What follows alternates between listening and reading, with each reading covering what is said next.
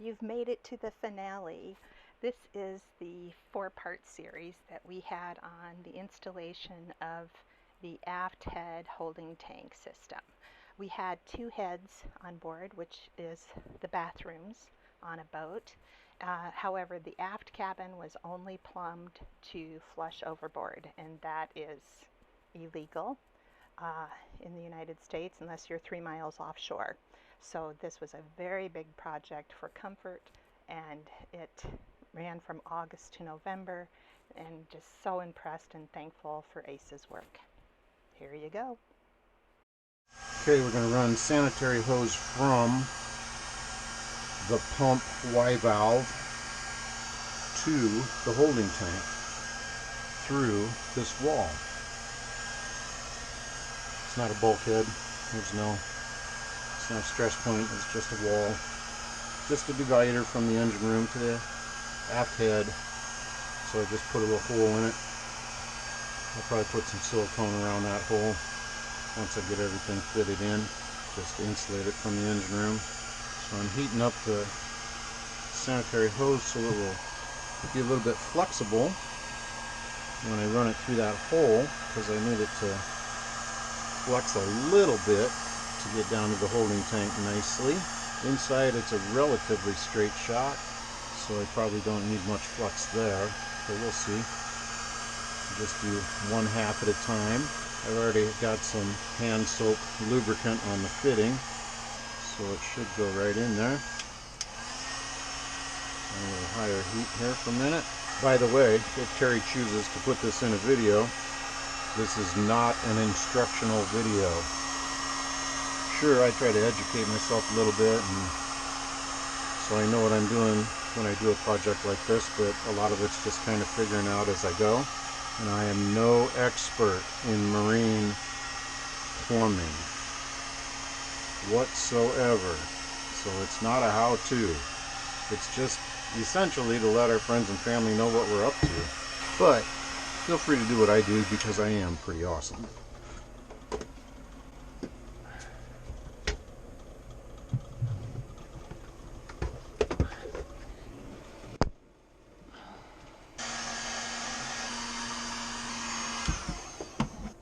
Nice. Oh, I forgot to put my hose clamps on there, but that's okay. We can put them on next. We can place this wherever we want it. I think we want it to come right about like that. Just too much.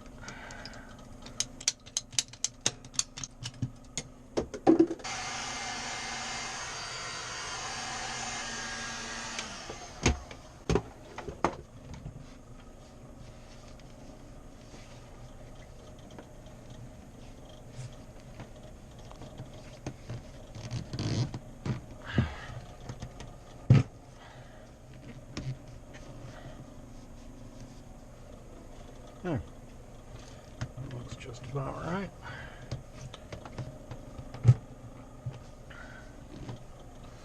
The next one will come right here to there, probably. We'll see. Like that. Okay, that looks good.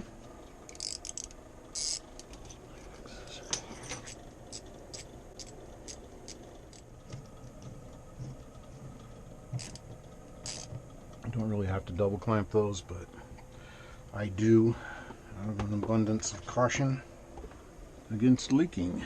Not a big fan of the leaking. Good. I don't know, that's overboard, so we'll worry about that later. It's closed off.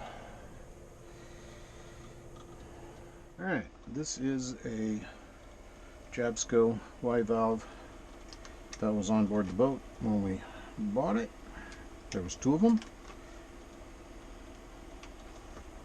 Of course, I just installed that one there.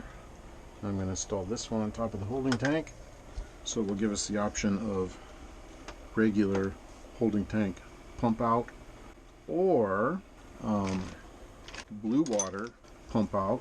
We'll switch the valve, and then we'll be able to use our Levac pump to empty the holding tank when we're 3 miles offshore or more out in the open ocean.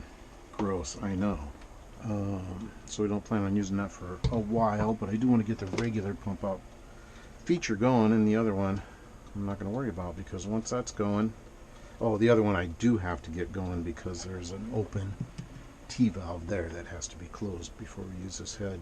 I think this should do it. I'm going to have to take this GoPro off my head to get in there with both hands, I'm afraid.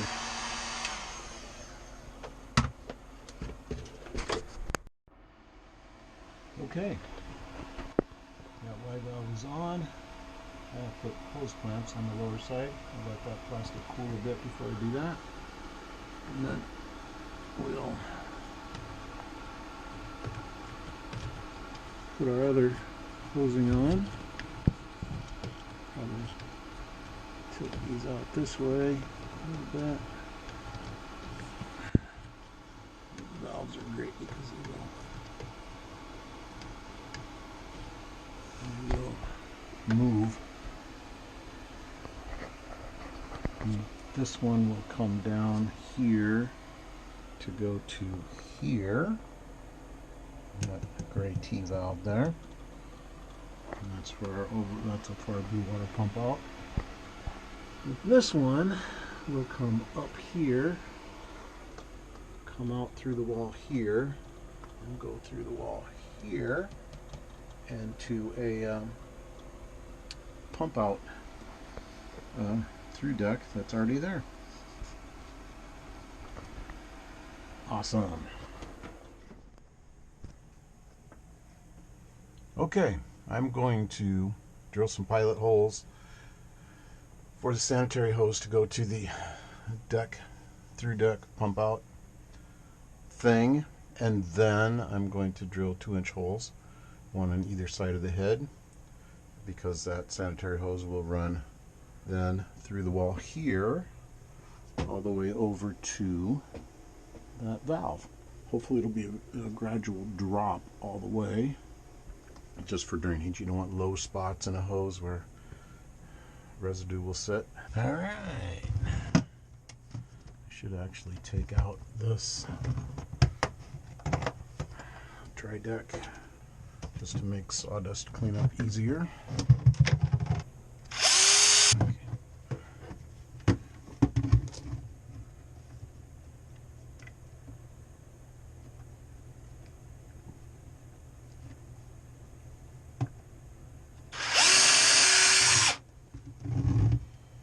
Good.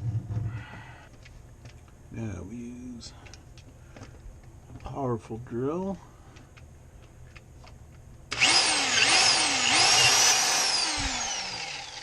There. Just about perfect. Now I have to go remove this plug.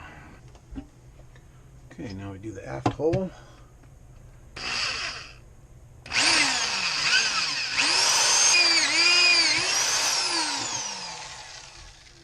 Come and take the file and flare that aft edge a little bit for the bend of the hose, because that's going to be a tight bend there.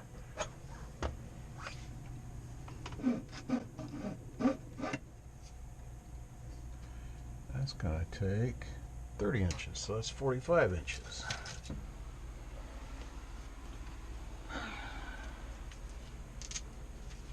So I'm going to have to heat this up. Okay, gotta work fast. I want things to cool.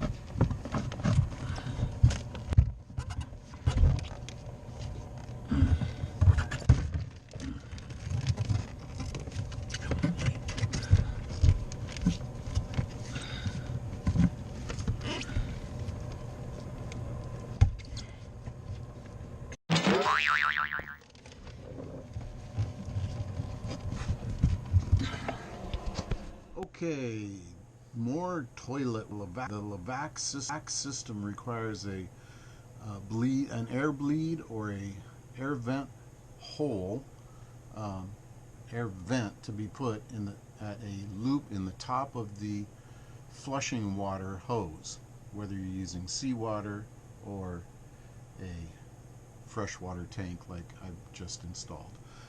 So on the freshwater tank hose, I'm about to install the air vent, and then I will attach the hose, and then we'll be good to go. Alright, I got the two hoses. This is the overboard flush. This hose goes from the holding tank dip tube to the pump, and then the pump to overboard. And then this other hose, we got it installed, that is just goes straight to the deck pump out valve. And then I'm going to attach this water hose for our freshwater flush, but before that we need to put an air vent in there. So I have marked the hole. It's a 3/16 inch hole that we're going to put in this hose.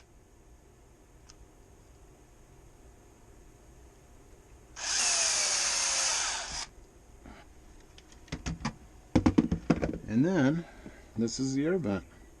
Doesn't look like much, but that's what it is. Goes in there right there. And it just lets enough air in to prevent the siphoning.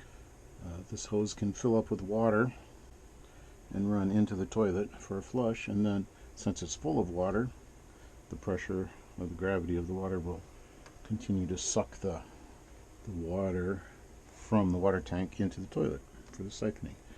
But I'm just sitting here thinking, this is one, technically I think this is the plug you use when the toilet is below the water line,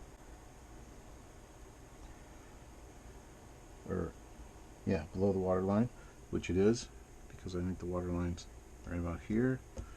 It is for the overboard, but not necessarily for the holding tank. I mean, for the flushing water tank. The flushing water tank is actually below the toilet, so we'll see how it goes. There is a bigger one that we have, that if there's not enough water in the toilet after the flush, then you use a bigger hole, and so we have the inserts for that we'll use if necessary. But we'll start off with this one, see how it goes. I do have a new set coming as well. Another trip into the engine room, where we will zip tie off the water hose to hold it in place.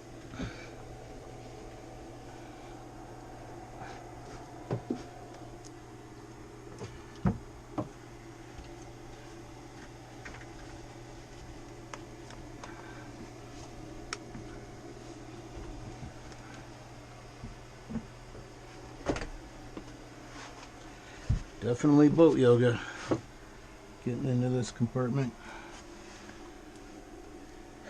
Not a lot of room. I've marked where this goes. Alright, this white hose, that's a sanitation hose. So that doesn't move, but this water hose is flexible, that will move. Put one on the mark, one below the mark, one above the mark. Not real tight. I don't want to compress this water hose. But we do want to keep it held up.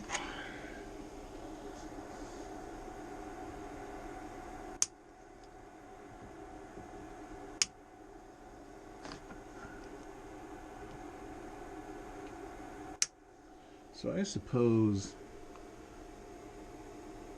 this is the water line.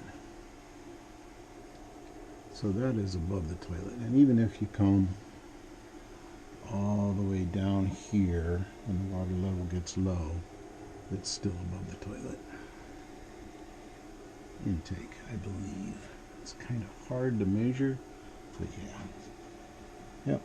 So we'll just err on the side of being a little conservative there, and then we'll change it if we need to. Back out of the engine room. By the way, this engine room isn't as neat, clean, and pristine as it's going to be. Just saying. I think I'm going to move over to auxiliary fuel because we only have half a tank there.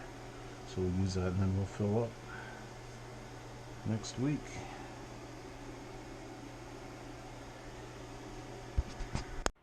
And this was the last step before this project was done.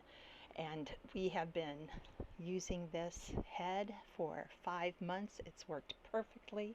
Ace did a great job on this project. The only bit left is an overboard hose installation from the holding tank, which we will use when we are offshore this fall. Thanks for watching.